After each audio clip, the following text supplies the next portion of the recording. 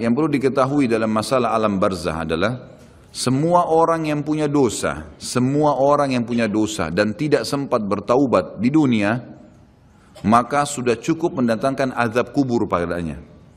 Walaupun dia belum tentu masuk ke neraka. Karena untuk masuk ke neraka harus ada timbangan amal hari kiamat. Beda kalau orang kafir dan orang musyrik. Orang munafik itu tidak ada lagi timbangan amal. Mereka sudah langsung diseret ke dalam api neraka. Ditimbang amal ini adalah orang-orang yang beriman. Orang yang beriman kepada Allah tapi masih punya dosa, maka ditimbanglah amalnya. Melalui timbangan ini nanti dilihat, kalau amal baiknya lebih banyak, maka dia masuk ke dalam surga.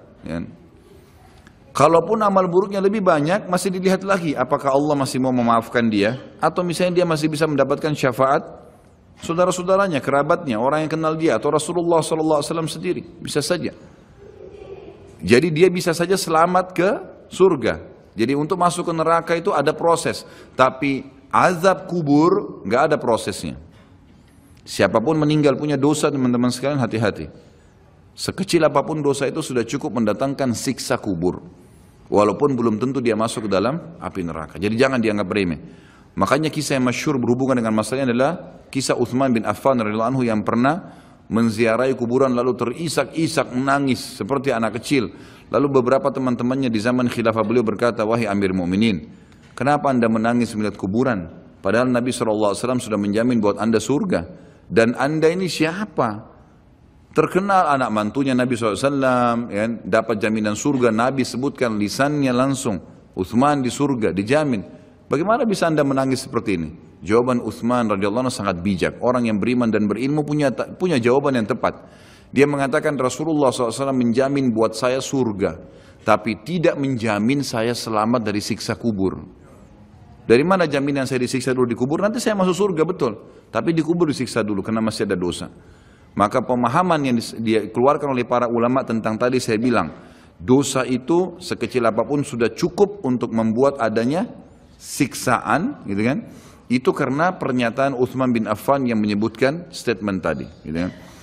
Jadi kita harus memahami poin ini, teman-teman sekalian. Makanya jangan pernah tunda minta maaf sama orang. Jangan pernah tunda mengembalikan haknya orang lain. Jangan pernah menganggap remeh dosa-dosa kecil. Tidak boleh sama sekali. Karena kita akan lihat nanti salah satu penyebab azab kubur adalah tidak cebok pada saat kencing. Masalah kecil yang dianggap kecil oleh orang, gitu kan? Banyak orang anggap remeh. Maaf, banyak saudara-saudara kita yang membawa taksi, kendaraan umum di luar sana, kemudian kadang-kadang kita lihat di pinggir jalan kebelet kencing, main mampir sembarangan saja, ya, kencing sembarangan, tidak membersihkan dirinya. Ini berbahaya, penyebab azab kubur.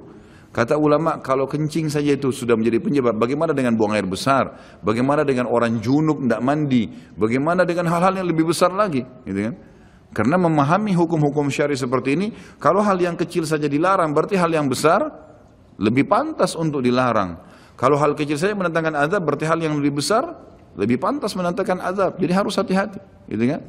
Kalau amal ibadah kecil kita kerjakan sudah besar pahalanya, bagaimana dengan amal yang wajib misalnya, atau amal yang besar yang kita kerjakan? Kalau umrah fadilahnya besar, berarti haji lebih besar. Kalau sholat sunnah besar, tahajud, maka sholat 5 waktu lebih besar pahalanya, dan seterusnya. Jadi poin-poin ini dalam mukaddimah kita harus difahamin baik-baik, gitu kan? Terutama yang terakhir saya ucapkan tadi, hati-hati teman-teman sekalian. Saya juga tahu diri saya pasti punya salah, tapi saya mengajak diri saya dan jemaah sekalian untuk beristighfar kepada Allah, bertaubat. Jangan tunda pengembalian haknya orang lain, meminta maaf kalau punya kesalahan. Jangan tunda-tunda, jangan bilang nanti Idul Fitri baru saya minta maaf. Enggak ada perintah dalam agama seperti itu. Sebelum pejamkan mata nanti malam minta maaf semua. Dan orang cerdas adalah orang yang tidak menyiapkan musuh pada hari kiamat. Hati-hati. Jangan siapkan musuh siapapun dia. Jangan pernah caci maki orang lain, jangan pernah anggap remeh orang lain. Sampai Hasan Basri rahimahullah waktu ditanya tentang definisi tawadhu, apa itu tawadhu? Karena Nabi SAW mengatakan, jadi ulama-ulama di Irak sering kumpul membicarakan hal-hal yang mungkin bagi orang awam dianggap biasa gitu, tapi bagi mereka bobotnya besar. Ulama-ulama Irak berkumpul dan Hasan Basri juga hadir situ rahimahumullah. Lalu mereka berkata, malam ini kita diskusikan tentang definisi tawadhu. Karena Nabi SAW mengatakan man tawadhu lillahi rafa'ahu Allah dalam hadis sahih riwayat Imam Ahmad dan Abu Daud. Siapa yang bertawadhu kepada Allah, merendah karena Allah, Allah akan angkat derajatnya. Maka setiap orang ulama memberikan definisinya masing-masing, sampai akhirnya tiba di giliran Hasan Basri rahimahullah, mereka berkata, wahai, apa pendapat anda wahai ayahnya Abdullah? Ya. Maka Hasan Basri mengatakan, kalian sudah memberikan banyak sekali definisi. Kalau menurut saya tawadhu ialah, jangan kau lihat siapapun muslim di depan matamu, ya, kecuali kau sudah langsung menanamkan dalam dirimu kalau dia lebih baik daripada kamu. Itu tawadhu. Siapapun dia, mau dia cuma mungut-mungut sampah di pinggir jalan, mau dia cuma ini, mau dia cuma itu, tetap kita harus menganggap dia lebih baik daripada kita, sehingga tidak ada celah untuk menganggap diri kita lebih baik. Dan akhirnya muncul kesombongan, karena hadis jelas. Hadis yang sahih mengatakan, siapa dalam hatinya seperti biji sawi dari kesombongan, maka tidak akan mencium bau surga. Berat, gitu kan? Makanya kita harus kemas diri kita dengan ketawadhuan itu. Misalnya kita merendah, maka harus ini, ya, kembalikan semua hak-hak orang, minta maaf kalau pernah mengambil barang orang yang tidak jelas, kembalikan, kalau tidak sedekahkan sejumlah itu, semua selesaikan, jangan ada masalah. Ya, jangan pernah ada masalah, jangan siapkan musuh. Imam Bukhari rahimahullah pernah berhenti berburu hanya karena meleset anak panahnya kena pagar tetangganya, gitu kan? Diajak teman-temannya, kita memanah yuk, berburu. Beliau senang berburu. Kemudian pada saat beliau lagi latihan panah, ternyata anak panahnya sempat mencuil sedikit pagar kayu tetangganya.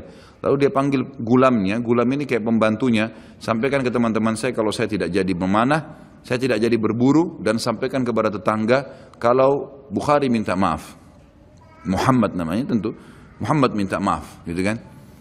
Sampaikan dan siap mengganti pagar yang rusak itu. Begitu pembantunya Imam Bukhari datang ke tetangga tersebut lalu berkata, ya, Syekh Imam Bukhari menyampaikan maaf karena pagar anda tercuil, diperlihatkan. Lalu tetangganya tersenyum dan berkata, jangankan pagar saya, rumah saya semua buat Imam Bukhari. Saya tidak perhitungan dengan masalah itu. Waktu pembantunya Imam Bukhari kembali ke rumahnya, apa yang terjadi? Lihat orang soleh dan orang beriman, tahu dan yakin dengan adanya siksa dan azab kubur, tahu ada akhirat dan hisab. Maka apa yang terjadi? Imam Bukhari sujud syukur kepada Allah, kemudian bersedekah sekian ribu dirham, hanya karena tidak jadi ada musuh dari tetangga yang dia cuilkan pagarnya. Coba teman-teman, berapa banyak sendal yang antum injak? Hah? Berapa banyak air yang kepercik kena orang lain, berapa banyak ini, berapa banyak itu, berapa banyak yang kita anggap remeh mengambil karena teman punya dan seterusnya. Ini hati-hati, jangan siapkan musuh hari kiamat. Azab kubur datang kepada siapapun yang masih punya dosa, dan dosa ada hubungannya dengan Allah Subhanahu wa taala, ada hubungannya dengan makhluk. Kalau berhubungan dengan Allah Azza wa Jalla, kita bertaubat kepada Allah. Allah Maha Pemurah, Dia akan terima taubat hamba-hambanya asal ikhlas. Tapi dengan makhluk nggak bisa, mencuri, menggunjing, memfitnah, ya, mengambil, memakan, ya, merusak namanya orang lain, ini nggak boleh. Ini harus selain taubat kepada Allah, meminta maaf kepada orangnya. Nah, ini tidak boleh ditunda, ini nggak ada gengsi di sini. Jadi ini manfaat yang sangat besar dalam muqaddimah pembahasan masalah azab kubur. Kita dengarkan dalilnya. Dalil-dalil naqli secara wahyu disebutkan oleh Syekh Abu Bakar rahimahullah. Yang pertama, berita dari Allah Subhanahu wa taala tentang kenikmatan dan azab kubur. Seperti di dalam firman-Nya disebutkan, surah Al-Anfal ayat 50 sampai 51, A'udzu billahi minasyaitonir rajim, walau tara idh yatawaffal ladzina kafarul malaikatu yadribuna wujuhahum wa adbarahum wa dhuqu adzabal hariq. Dzalika bima qaddamat aydikum wa anna Allah laisa bidzallamin lil 'abid. Kalau kamu melihat, kalau seandainya kalian bisa melihat, kata Allah Azza wa Jal, bagaimana para malaikat mencabut jiwanya orang-orang kafir dan memukul, seraya memukul muka dan belakang mereka, bokong mereka. Dan dikatakan pada saat itu, rasakanlah oleh kalian siksa neraka yang membakar. Tentulah kalian akan merasa ngeri. Demikian itu disebabkan oleh perbuatan tangan kalian sendiri. Sungguhnya Allah sekali-kali tidak menganiaya hambanya. Kata ulama tafsir, yang dimaksud adalah pada saat dicabut ruhnya, dihantam wajah dan bokongnya, kemudian dirasakan rasa panas. Pada saat dimasukkan ke kuburan, dia akan merasakan juga panasnya api, sampai dibangkitkan pada hari kiamat. Ini makna tafsir dari ayat. Juga dihubungkan dengan yang lainnya adalah, Allah Subhanahu wa ta'ala menutup ayat ini sambil berkata, itu karena perbuatan tangan kalian sendiri. Kata ulama tafsir, Allah Azza wa Jalla dengan kemahamurahannya, walaupun orang kafir, Fir'aun menantang Allah, menganggap dirinya Tuhan, masih didakwahi, dan sampai detik terakhir sebelum dia ditenggelamkan masih diberikan kesempatan untuk taubat. Makanya kata Nabi SAW, wala yahliku illa halik. Tidak ada orang yang masuk neraka kecuali orang yang bobrok. Karena sampai dia mau meninggal, sinyal Allah terus datang untuk taubat. Baik dari lisannya orang lain kah, fenomena yang terjadi kah, ada saja. Maka orang yang cerdas harus bisa mengambil pelajaran. Teman-teman, ulama juga menitikberatkan begini. Setiap azab Allah akan datang yang besar, Allah selalu datangkan azab yang kecil sebagai peringatan. Sebelum seseorang itu rubuh hotelnya, terbongkar aibnya karena dia berzina, akhirnya dibuka orang seluruh dunia bisa melihat. Maka pada saat pertama dia mau berzina, Allah Subhanahu wa taala tanamkan rasa takut dalam dirinya, khawatir ketahuan. Tangkap tak sinyal itu? Enggak, tetap ngotot jalan. Baik, setelah itu Allah Subhanahu wa taala buat pasangannya telepon. Ada temannya telepon, gitu kan? Atau pasangan yang sedang dia akan ini juga begitu. Tetap juga tidak mau. Maka mungkin digerebek pada saat dia masuk di hotel, kemudian ketahuan, dipublikasikan oleh polisi, masih juga diulangin, maka sekalian Allah rubuhkan tempat itu dengan gempa, kemudian terbongkar lebih besar aibnya. Seperti pernah terjadi di Mesir begitu. Akhirnya rubuh sebuah hotel yang memang selalu dipakai untuk zina, dan banyak sekali, subhanallah, dengan hikmah Allah, orang-orang yang berzina meninggal sementara mereka lagi berzina dan tidak rusak badannya di hotel itu, sementara hotelnya hancur. Allah datangkan azab yang besar setelah datang tahapan-tahapan yang kecil. Harus sadar, Allah juga datangkan keimanan yang sangat besar setelah kita berusaha mendatangi iman-iman yang kecil, gitu kan? Berbuat dulu amal-amal soleh, nanti Allah akan datangkan keimanan. Terus kita jaga, akan datang keimanan yang besar sekalian, yang akhirnya kita sudah betul-betul siap untuk berkorban di jalan Allah Subhanahu wa taala. Jadi ini yang dimaksud dengan firman Allah tadi di penutupan ayat Al-Anfal ayat 51, itu adalah perbuatan tangan kalian sendiri. Sampai sebelum meninggal, sebenarnya kalian masih bisa selamat dari azab kubur, dari azab akhirat, dari siksaan malaikat dalam mencabut ruh, asal memang kalian dasarnya taubat. Kemudian firman Allah Subhanahu wa taala juga di dalam surah Al-An'am ayat 93 sampai 94. A'udzu billahi minasyaitonir rajim. Walau tara idz zalimuna fi gamaratil mauti wal malaikatu basitu aydihim akhriju anfusakum al-yawma tujzauna 'adzabal huni bima kuntum taquluna 'alallahi ghairal haqqi wa kuntum an ayatihi tastakbirun. وَلَقَدْ جِئْتُمُونَا فُرَادًا كَمَا خَلَقْنَاكُمْ أَوَّلَ مَرَّةٍ وَتَرَكْتُمْ مَا خَوَّلْنَاكُمْ وَرَاءَ ظُهُورِكُمْ وَمَا نَرَى مَعَكُمْ شُفَعَاءَكُمُ الَّذِينَ زَعَمْتُمْ أَنَّهُمْ فِيكُمْ شُرَكَاءُ لَقَدْ تَقَطَّعَ بَيْنَكُمْ وَضَلَّ عَنْكُمْ مَا كُنْتُمْ تَزْعُمُونَ. Alangkah dahsyatnya sekiranya kalian bisa menyaksikan bagaimana orang-orang zalim. Zalim di sini kata ulama masuk kafir dan fasik. Fasik ini muslim, masih banyak dosanya, tidak sempat taubat. Kalau kalian bisa melihat bagaimana pada saat mereka berada dalam tekanan-tekanan sakaratil maut, proses dicabutnya ruh, sedang para malaikat memukul dengan tangannya sambil berkata, keluarkan nyawa kalian. Di hari itulah kalian akan dibalas dengan siksaan yang menghinakan. Siksaan mulai dari cambukan malaikat, masuk di alam barzakh, kemudian nanti di akhirat. Karena kamu selalu mengatakan terhadap Allah perkataan yang tidak benar, dan karena maksudnya setiap kali diingatkan ini Allah larang loh, nggak apa-apa, ini Allah perintahkan, ya sudah kamu aja yang kerjain.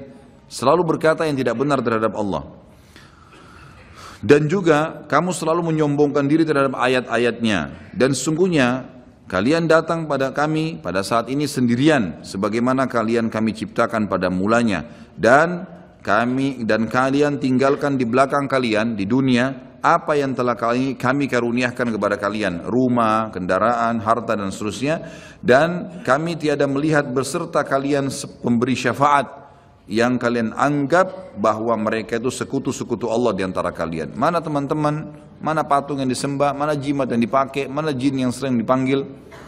Kata Allah, tidak ada mereka semuanya.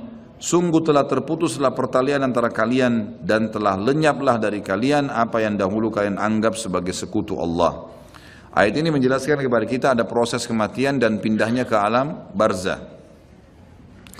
Kemudian surah At-Taubah ayat 101 berbunyi, a'udzubillahi minasyaitonirrajim, sanu'adzibuhum marrataini thumma yuradduna ila 'adzabin 'adzim. Nanti mereka akan kami siksa 2 kali, kemudian mereka akan dikembalikan pada azab yang besar. Di sini dimaksud kata ulama tafsir, kami akan berikan mereka azab 2 kali di alam barzah dan di alam akhirat bagi orang-orang yang kafir. Ya. Ini berarti penyebutan ada 2 kali siksa, di alam kubur ada siksa dan juga ada di akhirat nanti. Kemudian surah Ghafir ayat 46, ini cerita Allah SWT sampaikan tentang Fir'aun. Disiksa dulu di alam barzah, baru kemudian dimasukkan ke neraka. Jadi 2 kali juga diazab. A'udzu billahi minasyaitonir rajim. An-naru yu'raduna 'alaiha ghuduwan wa 'ashiyya wa yauma taqumus sa'atu adkhilu ala fir'auna ashaddal 'adzab. Kepada mereka ditampakkan neraka pada pagi dan petang di kuburannya. Dan pada hari terjadinya kiamat dikatakan kepada malaikat, masukkanlah keluarga Fir'aun dan kaumnya ke dalam azab yang sangat keras. Kata ulama ya, tafsir, makna ayat ini jelas akan ada azab alam barzah ya, dan juga ada azab akhirat bagi Fir'aun atau orang yang kafir. Bagi orang-orang yang beriman, Allah Subhanahu wa ta'ala akan memudahkan mereka menjawab pertanyaan malaikat di kuburan. Dan itu Allah sebutkan dalam surah Ibrahim ayat 27. Berarti ada proses di alam barzah. Kalau tadi orang-orang kafir dan fasik itu tersiksa, maka ini adalah orang-orang beriman bisa menjawab pertanyaan. Kata Allah Subhanahu wa taala, a'udzubillahi minasyaitonir rajim, yutsabbitullahu alladhina amanu bil qawli tsabit fil hayatid dunya wa fil akhirah wa yudillullahu adh-dhalimin wa yaf'alullahu ma yasha'. Allah meneguhkan iman orang-orang yang beriman dengan ucapan yang teguh di dalam kehidupan dunia dan di akhirat. Kata ulama tafsir, kehidupan dunia adalah orang-orang beriman kalau pelajari agamanya, setiap kali ditanya kenapa kamu sholat, kenapa kamu puasa, kenapa kamu jujur, kenapa kamu begini, maka dia bisa menjawabnya di dunia dan di akhirat. Kata ulama tafsir, akhirat adalah pertanyaan malaikat di kuburan dan juga nanti pada saat ditimbangan amal hari kiamat. Dan Allah menyesatkan orang-orang zalim dan berbuat apa yang dia kehendaki. Maksudnya orang-orang zalim tidak bisa menjawab pertanyaan malaikat di dalam kuburan. Ini semua ayat-ayat Al-Quran yang menjelaskan tentang adanya azab atau alam barzah, ada azab dan ada nikmatnya. Kita dengarkan hadis Nabi SAW. Poin kedua dalam kitab kita ini adalah informasi Rasulullah SAW mengenai hal itu. Seperti dalam sabdahnya, innal abda idza wudi'a fi qabrihi wa tawalla anhu ashabu wa innahu la yasma'u qar'ani 'alihim atahu malakani fayaq'idani fayaqulani lahu ma kunta taqulu fi hadzal rajul li Muhammadin sallallahu alaihi wasallam fa ammal mu'minu fayaqul asyhadu annahu abdullahi wa rasuluhu fayuqalu lahu unzur ila maq'adika minan nari qad ab'adaka Allahu bihi maq'adan qad abdalaka Allahu bihi maq'adan minal jannati fayarahuma jami'a. وأما المنافق أو الكافر فيقولان له ما كنت تقول في هذا الرجل فيقول لا أدري كنت أقول ما يقول الناس فيقال له لا دريت ولا تليت ويضرب بمطارق من حديد ضربة فيصيح صيحة يسمعها من يليه من غير الثقلين. Sesungguhnya seorang manusia apabila telah diletakkan di dalam kuburnya dan ditinggalkan oleh para pengantarnya, sesungguhnya ia masih mendengar bunyi gesekan sendal mereka. Lalu ia didatangi oleh 2 malaikat. Kemudian 2 malaikat itu mendudukkannya dan berkata kepadanya, bagaimana menurut keyakinanmu tentang laki-laki itu? Yang dimaksud adalah Nabi Muhammad SAW. Maka seseorang mukmin akan menjawab, aku bersaksi bahwasanya dia adalah hamba dan utusan Allah. Lalu dikatakan kepada mayat tersebut, lihatlah tempat dudukmu dari neraka telah diganti oleh Allah dengan tempat duduk dari surga. Si mayit pun melihat kedua tempat tersebut. Adapun terhadap orang munafik atau orang kafir, maka kedua malaikat akan bertanya kepadanya, bagaimana menurut keyakinanmu tentang laki-laki itu? Maksudnya Nabi Muhammad SAW. Maka ia akan menjawab, aku tidak tahu. Aku mengikuti apa yang diyakini banyak orang. Lalu dikatakan kepadanya, kamu tidak tahu dan juga tidak mengikutinya. Sambil dipukul 1 kali dengan palu yang terbuat dari besi, sehingga ia berteriak keras dan dapat didengar oleh semua makhluk kecuali jin dan manusia. Hadis ini riwayat Imam Bukhari. Ditambah dengan riwayat yang lain, sama juga sahih, kata Nabi SAW, lalu malaikat mencambuknya dengan besi. Ini tidak disebutkan dalam buku sini, saya tambahkan, ditambukkan dengan besi yang semua makhluk Allah mendengarkan kecuali jin dan manusia. Dan kalau jin dan manusia mendengar pencambukan tersebut, maka mereka akan meninggal seketika karena kerasnya cambukan itu. Hadis ini menjelaskan kepada kita tentang adanya azab kubur. Selanjutnya hadis Bukhari juga, di mana Nabi SAW bersabda, "Idza mata ahadukum urida alaihi maq'aduhu bil ghadati wal 'ashi. In kana min ahli an-nar fa min ahli an-nar fa yuqalu lahu hadha maq'aduka hatta yab'atsaka Allahu ila yaumil qiyamah." Apabila salah seorang dari kalian meninggal, maka ditampakkan kepadanya tempat duduknya di waktu pagi dan petang. Jika orang itu termasuk penghuni neraka, maka tempat duduknya dari penghuni neraka. Lalu dikatakan kepadanya, inilah tempat dudukmu sampai Allah membangkitkanmu nanti pada hari kiamat. Jadi sambil disiksa, sambil diperlihatkan pada pagi dan sore hari tempatnya di api neraka. Perlu kita tahu juga, ulama memberikan gambaran setiap manusia, beriman atau kafir, mereka punya tempat di surga dan di neraka. Kita semua ini punya tempat di surga dan di neraka. Dua-duanya kita miliki. Fon diambil dulu.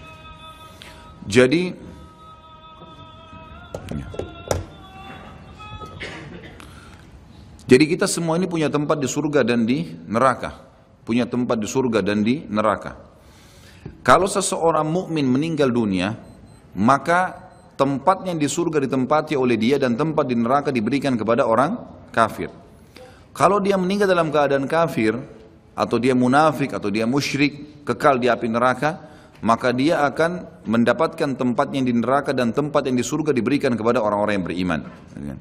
Karena hadis ini menjelaskan kepada kita, tempatnya diberikan yang di neraka misalnya, tempatnya diberikan yang di surga, gitu kan, diberikan, maka diberikan kepada dia tempat yang layak dia dapatkan. Kalau dia beriman tapi masih punya dosa, layak masuk neraka dulu, maka dia akan tempati tempatnya di neraka. Setelah dosanya bersih baru dia masuk ke dalam surganya. Seperti itu memahami makna daripada hadis tadi. Kemudian juga ada hadis yang lain, tidak disebutkan dalam buku ini, saya sebutkan. Kata Nabi SAW, kalau seseorang mukmin meninggal dunia, maka akan datang kepadanya 3 sosok malaikat. 2 malaikat rahmat kiri kanan membawa kain kafan dari surga, dan 1 malaikat maut di ubun-ubun kepalanya mengatakan kepadanya, hai jiwa yang baik, kembalilah kepada rahmat dan pengampunan Tuhanmu. Maka ruhnya keluar lebih mudah daripada air dari mulut kendi. Kemudian ditangkap oleh malaikat rahmat dan dibungkus dengan kain kafan dari surga, lalu dibawa ke langit. Begitu menembus 7 lapis langit, setiap malaikat di langit berkata kepada malaikat rahmat, siapa ini? Sungguh mulia ruh ini. Kata Nabi SAW, karena ruhnya mengeluarkan wangi yang lebih wangi daripada bau kasturi. Dan insya Allah mudah-mudahan kita termasuk di sini. Lalu berkata Nabi SAW, semua malaikat berkata, semoga Allah membuat ruh ini lewat di sisi kami. Lalu sampai di langit ke-7, terdengar suara dari langit, ini tidak dijelaskan, Allah langsung yang menyampaikan atau malaikat yang menyampaikan pesan Allah. Maka dikatakan, catatkan hambaku ini termasuk penghuni surga, kembalikan dari dunia, di sana saya ciptakan, di sana pula saya akan bangkitkan. Diantarlah jenazahnya, ruhnya bersama jenazahnya diantar oleh kerabatnya, lalu 3 langkah pengantar masih meninggalkan tempat tersebut, dia masih mendengar suara sandal mereka. Sampai setelah 3 langkah, maka malaikat datang mendudukkan dia lalu bertanya, siapa Tuhanmu, siapa nabimu, apa kitabmu? Dia, kalau dia orang mukmin, dia menjawab sebagaimana tadi dalam Al-Quran yang disebutkan dalilnya ya, yang dalam surah Ibrahim ayat 27 itu. Kata Nabi SAW, kalau kalian mau bacalah ayat itu, yuthabbitullahu alladhina amanu bil qawli tsabit fil hayatid dunya wa fil akhirah. Al-ayah. Allah akan tetapkan di lisan orang-orang beriman untuk menjawab pertanyaan di dunia dan juga di akhirat. Akhirat termasuk alam barzah. Maka dia jawab, Tuhanku Allah, Nabiku Muhammad, kitabku Al-Quran. Setelah itu dibukakan baginya pintu neraka. Dia ketakutan melihat azab, siksaan, orang teriak, api yang berkobar-kobar, luar biasa. Sebagaimana juga nanti akan kita bahas kalau membahas masalah neraka. Neraka itu nanti akan penuh, ya, akan penuh tergenang dengan nanah dan darah penghuni neraka. Dan akan menjadi minuman dan makanan penghuni neraka itu sendiri. Na'udzubillah. Maka dia ketakutan, lalu kata malaikat, lihatlah dari apa Allah selamatkan dirimu. Dulu kau bisa masuk sini, tapi karena kau patuh, kau beriman, beramal soleh, kau selamat. Ditutup, dibuka pintu surga, dayang-dayang, permadani, istana, buah-buahan. Dia kagum, kata malaikat, ini tempat kau sekarang. Maka dia pun berdoa mengatakan, ya Allah cepatkan waktu karena aku ingin masuk ke dalam surgaku. Lalu kemudian datang di sebelahnya orang yang tampan, bajunya bersih, badannya wangi. Lalu dia kagum mengatakan, siapa kamu ini? Kata dia, saya amal baik yang akan menemani kau sampai hari kiamat. Solat anda, ini hadir di majelis ilmu seperti ini, puasa, sedekah, bakti dengan orang tua, kerjakan saja itu sampai mati, insya Allah akan menemani kita di kuburan. Lalu kemudian ya dia ditemani oleh amal tersebut. Lalu Allah SWT berfirman, kata Nabi SAW, lalu Allah berfirman berkata kepada para malaikat, lapangkan kuburan hambaku ini seluas pandangan matanya, dan ya bukalah jalannya supaya dia bisa lihat tempatnya di surga, karena dia belum bisa masuk setiap pagi dan petang hari. lalu jadilah kuburannya taman dari taman surga. Gitu. Kemudian sebaliknya kalau orang fasik atau orang kafir, fasik orang yang banyak dosanya, tidak sempat taubat tadi, dan orang kafir, prosesnya sama, datang malaikat maut diubun-ubun kepalanya dan dua malaikat kiri kanan azab, penyiksa bawa kain kafan dari neraka, lalu malaikat maut berkata, hai jiwa yang busuk, keluar kepada murka Tuhanmu. Maka dia berserakan di tubuhnya, nggak mau keluar, malaikat pun menarik dengan keras sambil berkata, kau pasti akan keluar. Maka ditariklah dengan keras seperti bulu domba yang dibasahkan, dililitkan di pohon berduri lalu ditarik dengan keras sehingga berantakan bulu domba itu. Lalu dibungkus dengan kain kafan dari neraka, dibawa ke langit, baru di langit pertama semua malaikat nolak, tidak ada yang mau menerimanya. Sambil berkata kepada malaikat azab, ruhnya siapa ini? Sungguh buruk ruh ini. Kata Nabi SAW, karena ruh itu mengeluarkan bau yang lebih busuk daripada bau bangkai. Lalu kemudian kata Nabi SAW, terdengar suara dari langit, Allah berfirman, catatkan hambaku ini termasuk penghuni neraka. Kembalikan dia di dunia, di sana saya ciptakan, di sana pula saya akan bangkitkan. Dikembalikan bersamaan jasadnya diantar oleh kerabatnya. Kemudian pada saat mereka melangkah 3 langkah masih dengar suara sendalnya. Lalu datang malaikat menundukkan dia, menanyakan siapa Tuhanmu, siapa nabimu, apa kitabmu. Kalaupun dia orang muslim hafal mati, tetap jawabannya sama. Innama aqulu kama kana yaqulun nas. Saya nggak tahu, saya cuma ikut-ikut dulu orang bilang apa. Dibukakan baginya pintu surga, dayang-dayangnya, permadadinya, semua fasilitas yang luar biasa. Dia kagum, kemudian malaikat mengatakan, lihat dari apa kamu haramkan dirimu. Kamu bisa masuk sini, tapi kamu yang tidak mau. Ya. Lalu ditutup, dibuka pintu neraka, azab, teriak-teriak orang yang disiksa. Lalu dia ketakutan, kata malaikat, ini tempat kamu sekarang, tidak bisa kamu lari darinya. Maka dia berdoa mengatakan, ya Allah jangan cepatkan waktu karena aku tidak ingin masuk ke dalam nerakaku. Datang di sebelahnya orang yang tampangnya buruk, badannya tidak baik, menakutkan. Lalu dia mengatakan, siapa kamu ini? Dia mengatakan, saya amal burukmu yang menemani kau sampai hari kiamat. Zinahnya, dustanya, ribanya, durhaka dengan orang tua, ini semua perbuatan buruk. Harus taubat, kalau tidak akan menemani di kuburan. Naudzubillah. Lalu kemudian kata Nabi SAW menutupan hadis Bukhari, Allah mengutus kepadanya malaikat yang tidak punya pendengaran dan penglihatan, yang membawa besi, sebuah besi. Kalau besi itu seluruh jin dan manusia bersatu untuk membalikkan saja, mereka tidak akan mampu. Lalu dihantamkan ke orang ini sampai dia hancur, kemudian diulangi lagi, begitu terus sampai hari kiamat. Riwayat lain mengatakan juga, riwayat Bukhari penutupannya, Allah subhanahu wa ta'ala membuat dinding kuburannya menjepit sampai tulang rusuknya seperti ini, kemudian diulangi lagi. Ulama hadis menggabungkan kedua hadis, berkata dia sambil dipukul sambil dijepit, hancur, diulangi lagi, begitu terus sampai hari kiamat. Jadi ini na'udzubillah azab kubur yang sudah disampaikan oleh Nabi SAW. Bersyukurlah teman-teman, kita sudah tahu dari sekarang, ya tinggal bagaimana menjaganya. Nabi SAW dalam hadis yang lain riwayat Bukhari juga selalu berdoa agar dijauhkan dari kuburan. Sebagaimana doa sebelum salam, Allahumma inni a'udzubika min adabil qabri wa min adabin nari wa min fitnatil mahya wal mamati wa min fitnatil masihid dajjal. Ya Allah, sungguhnya aku berlindung kepadamu dari adab kubur, dari adab neraka, dari cobaan fitnah kehidupan dan kematian, serta dari fitnah masihid dajjal. Dalil terakhir kita baca, baru kemudian azan, adalah saat Nabi SAW melewati 2 kuburan. Di dalam hadis Bukhari juga beliau bersabda lewati kuburan tersebut, innahuma yu'adzabani wa ma yu'adzabani min kabir. Kedua penghuni kuburan ini sedang disiksa, dan mereka disiksa bukan pada hal yang dianggap besar oleh manusia. Thumma qala bala amma ahaduhuma. Lalu beliau berkata, sebenarnya itu bisa dikategorikan dosa besar. Kalau salah seorang dari mereka, fakana yas'a bin namima, karena suka mengadu domba. Wa ammal akharu fakana la yastatiru min bauli. Yang satunya lagi tidak bersuci pada saat dia sedang kencing. Yang terakhir dalil nakli adalah poin ketiga, berimannya jutaan para ulama, orang-orang soleh dan orang-orang mukmin dari umat Nabi Muhammad SAW dan umat-umat yang lain kepada adanya azab kubur dan kenikmatannya serta segala apa yang diriwayatkan berkenaan dengannya. Silakan azan dulu, insyaallah baru kita lanjutkan. Atau kiamat mempunyai konsekuensi iman kepada adanya azab dan kenikmatan kubur. Kalau kita sudah bahas di pasal-pasal sebelumnya, beriman kepada Allah di 4 pasal, dan beriman kepada malaikat-malaikat di pasal kelima, kemudian terus beriman kepada kitab-kitab, maka ini ada juga beriman kepada hari kemudian yang sudah kita bahas sebelumnya. Ini semua memiliki konsekuensi juga sama, adanya beriman kepada azab dan kenikmatan kubur serta segala yang berkenaan dengannya.